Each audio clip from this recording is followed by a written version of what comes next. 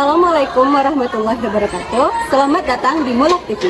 Baik, perkenalkan nama saya Khairatul Anisa, selaku pembawa berita 1, akan membawakan berita yang berjudul tentang wilayah rantau.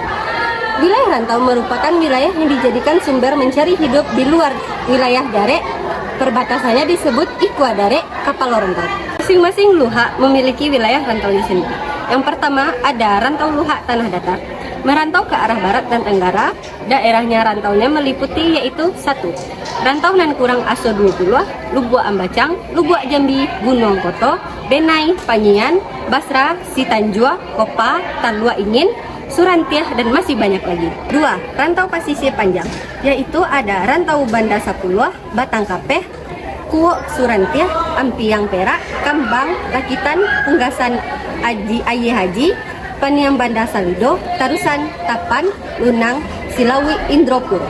Daerah ujung Dare Kapalo rantaunya adalah Anduriang, Kayu Tanam, Guguk Kapalo Hilalang, Cincin, Toboh Koto Tinggi, Toboh Pakandangan, 2 kali Sabaleh Anam Lingkuang, 7 Koto, dan Sungai Sari.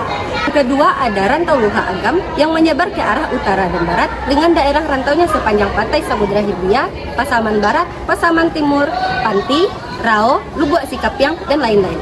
Sementara itu, ujung Dare Kapalo rantaunya Palembayan, Salareh Aye, Lubuk Baswang, Kampung Pinang, Simpang Ampek, Sungai Garinggiang, Lubuk Bawan, Tigo Koto, Garagahan, dan Manggoto. 3 ada rantau Luha 50 Koto. Memasuki daerah Riau, daratan sekarang, yakni rantau Kampar Kiri dan rantau Kampar Kanan, daerah rantaunya Manggiliang, Tarjuang, Pangkalan, Jokoto Alam, Gunung Malintang, Muaro Paeti, Tampuang sampai Rotan Pandeglang, Sangingi, Gunung Sailan, Kuntu Jolipe, Kain Ujuang Bukit. 4 ada rantau Nan 9 atau Negeri 9. Terletak di Malaysia, nagarinya yaitu Sungai Ujong, Jelebu, Jehol, Rembau, Segamat, Naniang, Kelang, Pasir Besar, dan Jelai. Baik, sekian dari saya akhiri dengan Assalamualaikum warahmatullahi wabarakatuh. Assalamualaikum warahmatullahi wabarakatuh. Saya Muhammad Fadel akan membawakan berita tentang wilayah pesisir. Wilayah pesisir membentang sepanjang pantai barat Sumatera. 1. Pesisir Tiko Pariaman. Zaman Lawe meliputi Kasang Dua Duku, Situa Jo Lubu Anjuang, Sungai Jo Paretaji, Toboh Jo Pakandangan, Tiku Jo Pariaman, Nare Jo Sungai Limau, Malai Sungai Garinggiang, 5 Koto Jo Kampung Dalam, Sungai Sariak nan Sabare, 2 kali Sabale 6 Lingkuang. 2. Padang Salapan suku meliputi Lubuk Kalang dan 20, Pawah 5, Pawah 9, Sungai Sapiah, Lubuk Midoron, Koto Tangah, Lubuk Bayo. 3. Ranah pesisir meliputi Selawi Jo Nulang, Indropuro Jo Aye Haji, Pungasan Jo Sungai Tunu, Lambuan Balai Salasa, Surantiah Jo Sungai Sirah, Likatan Jo Koto Baru. 2. Pasisir Pasaman Sasak Sekanali, Parik Batu Jo Koto Baru, Padang Tujuh Jo Awa Kunyang, Lubuk Padang Jo Aye Gadang, Sontang Maru Kawai, Sungai Awa Jo Ujang Gadang, Parik Jo Aye Bangi, dan sekitarnya. Assalamualaikum warahmatullahi wabarakatuh. Saya Jingga Agrifa Putri sebagai pembawa berita 3. Baiklah, saya akan membawakan berita tentang kebudayaan Minangkabau. 7 unsur kebudayaan Minangkabau yaitu 1. Bahasa. Orang Minangkabau memiliki bahasa sendiri yang disebut bahasa Minangkabau atau bahasa Minang. Bahasa Minangkabau memiliki banyak dialek. Bahkan antar kampung dalam satu negari saja berbeda dialeknya. 8 dialek bahasa Minang yang berkembang di Sumatera Barat adalah dialek Raomapat, Muaro Lolo, Lubuk Alai, Payokumbuah, Agam, Pancung Soal, Koto Baru, dan dialek Lintang. 2. Sistem pengetahuan. Orang Minangkabau menjadi alam sebagai guru dan sumber pengetahuan. Filosofi alam takambang jadi guru mengharuskan orang memperhatikan segala peristiwa yang terjadi. Orang Minangkabau belajar dan terjadi di alam. Kemudian menjadikannya pengetahuan untuk diwariskan secara turun-temurun.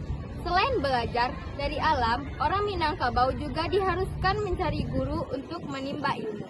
3. Sistem kemasyarakatan dan organisasi sosial. Sebenarnya, masyarakat Minangkabau tidak menganut sistem matrilineal secara utuh karena basuku kamandeh banasib ka ayah. Dalam sistem sosial dan budaya, ibu atau perempuan memiliki tempat tertinggi di Minangkabau. Suku diatur berdasarkan suku ibu. 4. Sistem peralatan dan teknologi. Tiap nagari di Minangkabau memiliki produk unggulan tersendiri dalam teknologi, serta membuat peralatan yang digunakan untuk membantu pekerjaannya. Kita mengenal nagari-nagari penghasil peralatan dan teknologi seperti Pandai Basi di Sungai Ipua. 5. Sistem mata pencarian. Wilayah Minangkabau yang dikelilingi api terdiri dari perbukitan dan lembah yang subur. Umumnya, mata pencarian utama masyarakat Minangkabau adalah bertani, menggarap sawah, dan ladang. Di samping itu, ada juga yang berniaga atau berdagang, menjadi nelayan bagi masyarakat pesisir, serta sumber-sumber mata pencarian lainnya. Sistem religi. Ada istilah yang berkembang, orang Minang tu Islam Badari, atau orang Minangkabau itu penganut Islam yang teguh. Artinya, setiap yang mengaku orang Minang itu pasti dan harus beragama Islam. Sebab ada gium, ada basandi sarak basandi kitabullah. Seumpama nafas bagi kehidupan orang Minangkabau. Kesenian. Kesenian bagian dari adat istiadat di Minangkabau. Adat urang mudo di Galanggang. Galanggang sebagai tempat berkumpulnya masyarakat, terutama orang muda. Di sana dipertunjukkan berbagai kesenian anak nagari seperti randai, pencaksilat, tari-tarian, permainan alat musik tradisi, saluang dendang, rabab, dan sebagainya. Selain itu, ada juga pertunjukan kesenian yang bersifat religi. Dari unsur-unsur universal, kebudayaan tersebut dapat dilihat kebudayaan Minangkabau terdiri atas 2 nilai, perangkat perilaku dan hasil karya cipta. Nilai budaya Minangkabau bergantung pada 2 filosofi, yaitu adat basandi sarak basandi kitabullah, serta filosofi alam takambang jadi guru, sebagai sumber pengetahuan dan teknologi. Untuk memahami kebudayaan Minangkabau dapat dilihat dari 3 unsur berikut. 1. Alam berpikir berupa sistem pengetahuan masyarakat. 2. Aktivitas sosial berupa kumpulan perilaku. 3. Karya fisik dari budaya berupa benda-benda teknologi hasil pembuatan karya rakit untuk menunjang aktivitas sosial sehari-hari yang khas bercirikan Minangkabau. Sekian dari saya. Terima kasih. Assalamualaikum warahmatullahi wabarakatuh.